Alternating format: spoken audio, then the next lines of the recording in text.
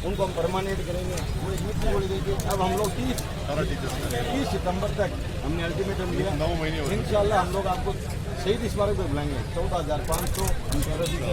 दूसरी बात, हमारा जो तालीमी इदारा है मदरसा बोर्ड 5 साल निकाल दिए उन्होंने, वहाँ कोई पेमेंट नहीं दिखाया, अपना एक जो वो तालीमी इदारा अब चीजें लिख के दिए।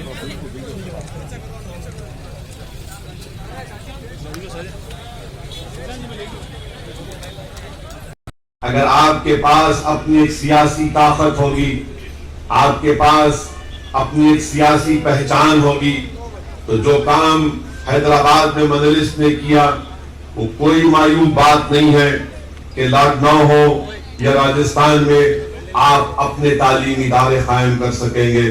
क्योंकि लोग सियासत में, राजनीति में आते हैं तो अपने जाती मफाद के लिए आते हैं, दौलत कमाने के लिए आते हैं, अपनी शोहरत के लिए आती है।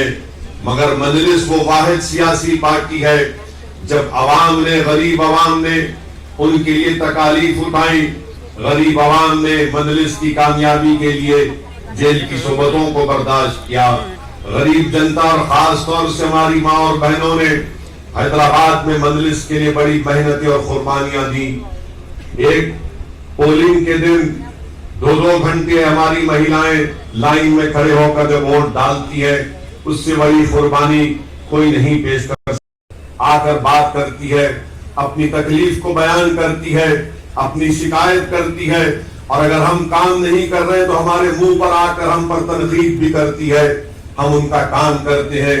कोई भी सियासी पार्टी के दफ्तर में इस तरह का इंतजाम नहीं है कि अवाम और जनता का दरबार हफ्ते में 6 दिन लगता है, सुबह 10:30 बजे से दोपहर में करीब 2:30-3 बजे तक, जिसका की तकलीफ होती है। अगर हमसे वो उनकी मदद हो सकती है तो हम फौरन उनका काम कर देते हैं। मेरे अजीज दोस्तों और बुजुर्गों, मेरी ख्वाहिश यही है कि इस तरह का काम करने का तरीका राजस्थान में भी हमको बनाना है। और अगर आप लोग मुत्तहिद हो जाएंगे, अगर आप मुत्तहिदा तौर पर अपना एक और मजलिस के हक में इस्तेमाल करेंगे, तो मैं आपसे वादा कर रहा हूं कि हम सत्ता अपनी अना के लिए या अपनी इज्जत में इजाफा करने के लिए हम चुनाव नहीं लड़ते। हम चुनाव लड़ते हैं कि जब सत्ता या हमारा विधायक बनेगा वो जनता को ताकतवर बनाएगा। आज आप देखते हैं कि भारत की राजनीति में जितने पॉलिटिशियन, जितने राजनेता आते हैं, वो अपने आप को मजबूत और ताकतवर बनाते हैं और जनता को कमजोर बना देते हैं। हमारा काम करने का तरीका यही है कि आप सियासी ताकत हासिल करो और उस सियासी ताकत को हासिल करने के बाद आप जनता के लिए, गरीबों की खिदमत करिए। जब हम अपने दारुसलाम में, अपने हेड ऑफिस में बैठते हैं तो ये नहीं देखते कि कौन किस समुदाय का है, कौन मुसलमान है, कौन हिंदू है, कौन दलित है, हर कोई आता है। बल्कि भाजपा के कई लोग हमारे दफ्तर को आकर हमसे काम लेते हैं, मगर हम कभी भी उनसे ये नहीं कहते कि तुम भाजपा का रहकर हमारे पास क्यों काम लेकर आए हो। हम ये कहते हैं कि हम बेरोजगारी बनाकर रख देंगे। जितने युवा पूरे विश्व में, पूरी दुनिया में, अगर युवा बेरोजगार है तो भारत में है। मगर देश के प्रधानमंत्री से आप पूछो नौकरी के बारे में तो बोलेंगे भाइयों बहनों चाय पी लो।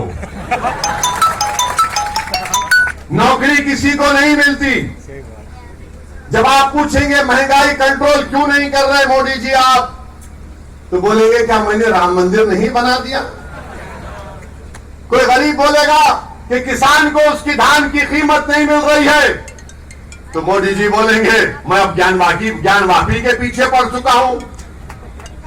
जब बच्चे जाकर बोलेंगे मोदी जी स्कूल नहीं खोले गए, तो मोदी जी बोलेंगे क्या मैं मदरसों का सर्वे नहीं करा रहा हूं।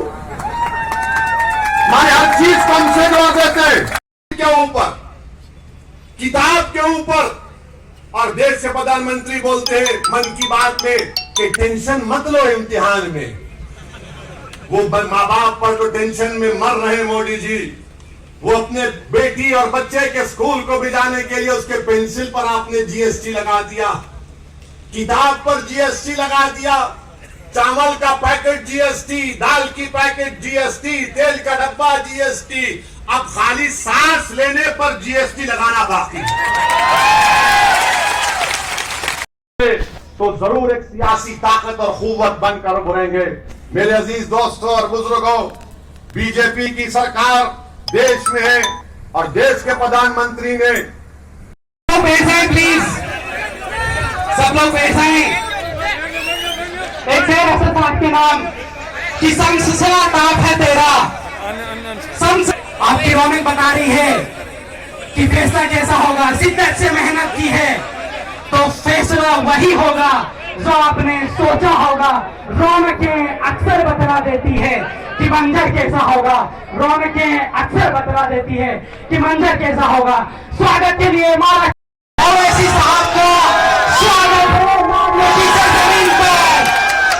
शेर हिंदुस्तान जान असदुद्दीन ओवैसी, स्वागत कीजिए जोरदार तालियों के साथ। भारतीय संसद से गरीब और मजलूमों की दहाड़ती आवाज का, भारतीय संसद में गरीब और मजलूमों की दहाड़ती आवाज का एक बार और स्वागत कीजिए जोरदार तालियों से।